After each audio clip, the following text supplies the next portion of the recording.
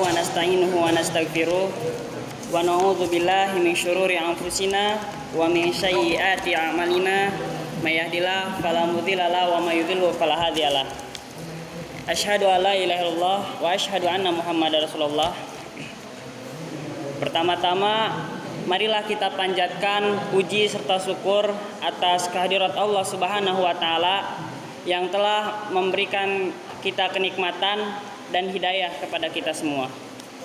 Salawat serta salam senantiasa tercurah limpahkan ke junjungan Nabi besar kita, Nabi akhir zaman, Nabi Muhammad SAW, serta keluarganya, para sahabat, dan para pengikutnya sampai akhir zaman.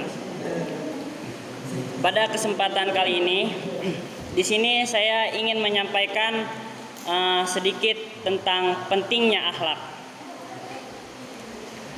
Akhlak dalam bahasa Arab berasal dari kata khuluq yang berarti tingkah laku, perangai, atau tabiat. Secara terminologi, akhlak adalah tingkah laku seseorang yang didorong oleh sesuatu keinginan secara mendasar untuk melakukan perbuatan. Rijalul Ghad dan Ummahatul Ghad yang dirahmati oleh Allah Subhanahu wa taala. Kalau kita berbicara akhlak, pasti tertuju kepada suri tauladan kita, yaitu Nabi Muhammad SAW. Karena salah satu tugas Nabi diangkat menjadi Rasul itu untuk menyempurnakan akhlak. Dalam surat Al-Ahzab ayat 21 yang berbunyi, laqad kana lakum fi rasulillahi uswatun hasanah liman kana yarjullah wal yaumal akhir wa dzakarallaha katsiran. Yang artinya sungguh telah ada pada diri Rasulullah SAW suri teladan yang baik bagimu. Jadi salah satu tugas Nabi yaitu untuk menyempurnakan akhlak manusia, karena akhlak itu sangat penting untuk manusia. Rijalul Ghad dan Ummahatul Ghad yang dirahmati oleh Allah Subhanahu wa taala. Tadi kita sedikit sekilas membahas tentang pentingnya akhlak. Karena salah satu alasan dulu orang-orang kafir tertarik pada Islam dan akhirnya mereka masuk Islam itu adalah karena melihat tampilan dari akhlak Nabi dan para sahabat. Itu salah satu alasan kuatnya. Termasuk Umar bin Khattab. Jadi itu daya tarik dan memang itu nilai yang penting yang dimiliki Nabi SAW, sehingga Nabi ingin menawarkan Islam kepada orang-orang kafir Quraisy. Salah satu yang Nabi coba pastikan adalah bahwa ajaran Islam itu ajaran-ajaran tentang akhlak mulia. Sehingga yang pertama-tama masuk Islam adalah orang-orang yang membutuhkan nilai-nilai akhlak mulia ini. Dan ini tertanam dan menjadi sistem kehidupan masyarakat. Merekalah yang pertama masuk Islam. Siapa? Para budak, orang-orang miskin. Kenapa kok para budak dan orang-orang miskin terlebih dahulu daripada orang-orang kaya dan orang-orang yang terkemuka? Karena ajaran Islam itu sangat menguntungkan untuk para budak dan orang miskin pada masa itu. Dari sisi mana? Akhlak tentang pembebasan budak, akhlak tentang menyantuni orang miskin, akhlak tentang membantu orang yang susah, akhlak tentang menyantuni orang yatim, akhlak tentang gak boleh semena-mena kepada orang yang lemah, akhlak tentang mengangkat derajat dan harga diri perempuan. Sehingga yang awal-awal tertarik kepada Islam adalah orang-orang yang membutuhkan nilai akhlak ini untuk menyelamatkan kehidupan mereka. Itulah orang-orang miskin dan para budak, yang kalau dalam bahasa orang kafir Quraisy disebut dengan istilah arajilul qaum, orang-orang rendahan. Padahal orang-orang miskin ini dengan pendidikan yang pas-pasan, mereka nggak terlalu tahu tentang teori-teori akidah Islam. Simpel aja buat mereka bahwa Allah itu Tuhan, Tuhan itu satu, Qul huwallahu ahad. Makanya sesederhana inilah pemikiran Bilal bin Rabah. Ketika Bilal disiksa, yang dia tahu tentang teori akhlak itu hanya ahadun ahad, ahadun ahad. Belum ada perdebatan tentang akidah, masalah rububiyah, uluhiyah, asma sifat, itu belum ada. Itu kan belakangan setelah keilmuan Islam itu makin berkembang. Muncul ilmu fikih, ilmu akidah, ilmu hadis, ilmu Quran. Bermunculan banyak cabang ilmu. Zamannya para ulama-ulama lah. Tapi pada zaman awal-awal generasi Bilal, mereka taunya cuma ahadun ahad, ahadun ahad. Itu udah cukup untuk menjelaskan kepada mereka bahwa inilah kebenaran dan daya tariknya adalah ajaran akhlak. Sehingga ketika ada orang Baduy bertanya kepada Rasulullah SAW tentang Islam, apa itu Islam? Nabi SAW mengajarkan Islam itu adalah silaturahmi, Islam itu adalah berkata jujur, Islam itu adalah membantu orang-orang yang susah, Islam itu adalah tidak boleh mencela, Islam itu adalah menjaga garis keturunan. Itu yang awal disampaikan Nabi tentang Islam. Baru kemudian dia tertarik mempelajari Islam. Kalau begitu Islam itu agama yang benar. Kenapa? Karena ajaran-ajaran ini adalah universal. Semua orang mengakui bahwa ini benar. Dan mereka bukan hanya melihat ini sebagai narasi dari lisannya Nabi, tapi juga dilihat dari praktek akhlaknya Nabi sendiri.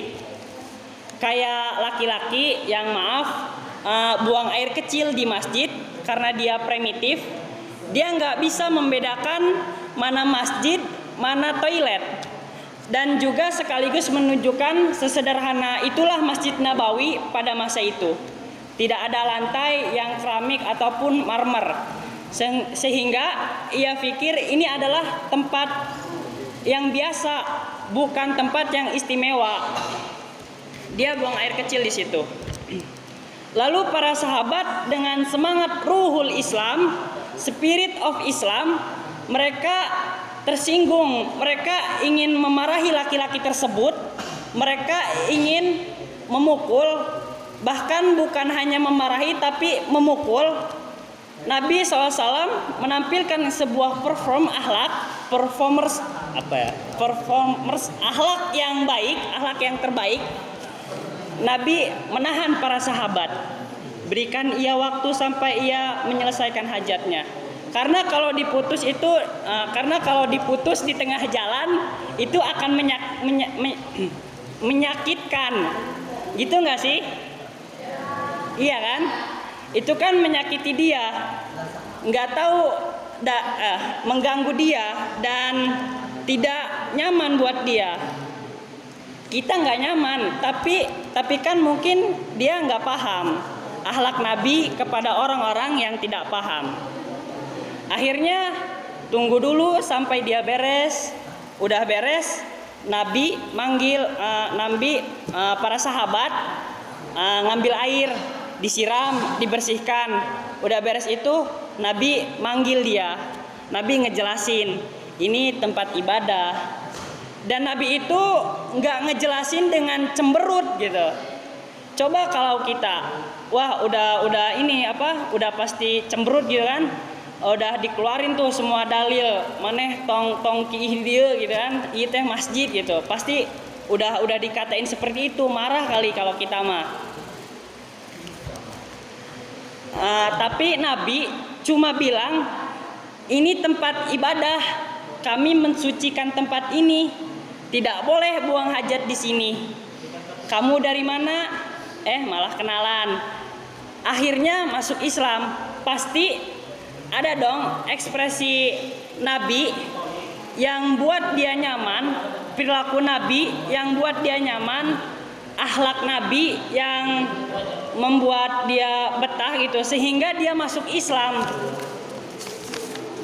Para rijalul ghad dan ummahatul ghad yang dirahmati oleh Allah Subhanahu wa taala, Rasulullah SAW pernah menyampaikan bahwa ada 3 akhlak terbaik penghuni dunia dan akhirat. Hadisnya dari Uqbah bin Amir. Langsung aja ke artinya. Suatu hari aku bertemu Rasulullah SAW.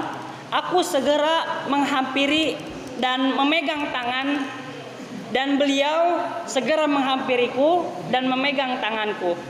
Beliau mengatakan, Uqbah, apakah kamu ingin beritahu akhlak paling utama penghuni dunia dan penghuni akhirat?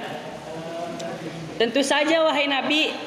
Nabi bersabda, menghubungi orang yang memutus persaudaraan denganmu, menyantuni orang yang pernah menolak memberimu, dan memaafkan orang yang menganiayamu. Jadi dari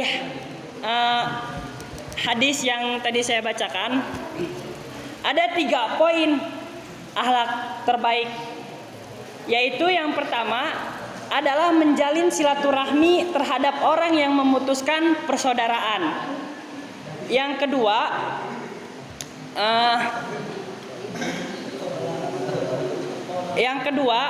menyantuni orang yang pernah menolak memberimu. Yang ketiga adalah memaafkan orang yang menganiayamu. Jadi ada 3 poin akhlak yang Rasulullah SAW pernah sampaikan. Sebenarnya masih banyak gitu ya. Dalam hadis-hadis lain juga masih banyak. Rijalul ghad dan ummahatul ghad yang dirahmati oleh Allah Subhanahu wa taala. Begitu pentingnya akhlak bagi setiap umat muslim dalam membentengi kaidahnya dalam Islam. Karena jika seorang muslim membentengi dirinya dengan akhlak yang mulia, maka ia menjaga dan membentengi akhlak akidahnya.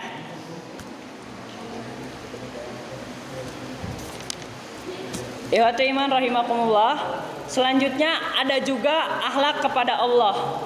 Jadi selain akhlak kepada manusia, ada juga akhlak kepada Allah. Akhlak kepada Allah, akhlak yang baik kepada Allah, ridho terhadap hukumnya baik secara syar'i maupun secara takdir. Akhlak kepada Allah dapat diartikan juga sebagai sikap atau perbuatan yang harus dilakukan oleh manusia kepada Allah sebagai Khalik. Ada beberapa bentuk akhlak kepada Allah, diantaranya menaati segala perintahnya. Jadi kita selaku makhluk memiliki peran penting untuk memiliki akhlak kepada Allah gitu, untuk menaati segala perintahnya, terutama sholat gitu. Jadi kita wajib patuh kepada pencipta kita gitu, wajib berakhlak gitu, terutama dalam sholat gitu. Tentang cara berpakaian, itu kan akhlak gitu ya. Seperti kita mau sholat gitu kan, masa kita hendak sholat gitu ke masjid, kita menggunakan pakaian yang semena-mena gitu kan, seperti pakaian yang kurang bagus lah kalau kita pandang. Seperti apa ya, kaos gitu kan. Kita kan mau menghadap Allah gitu kan. Kalau kita hajatan aja kan pasti pakaiannya yang rapi. Masa ke Tuhan kita sendiri menghadapnya menggunakan kaos? Enggak kan. Pasti kita ada akhlak juga gitu, ada akhlak kepada Allah gitu. Harusnya menggunakan pakaian yang bagus, kemeja gitu, tidak ada tulisan di belakang, sehingga ketika kita sedang beribadah kepada Allah itu tidak terganggu gitu. Yang kedua adalah beribadah kepada Allah. Yang ketiga berzikir kepada Allah. Yang keempat berdoa kepada Allah. Yang kelima tawakal.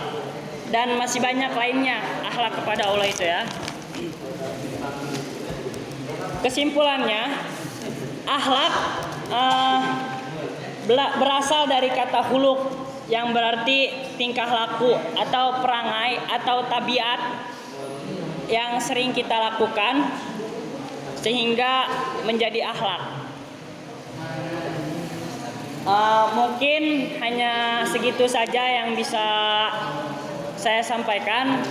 Mohon maaf apabila ada banyak salah kata atau menyinggung para audiens, dan yang salahnya dari diri saya sendiri, dan yang benarnya hanya milik Allah Subhanahu wa taala. Ditutup dengan doa, Rabbana atina fid dunya hasanah wa fil akhirati hasanah wa qina adzabannar. Wassalamualaikum warahmatullahi wabarakatuh.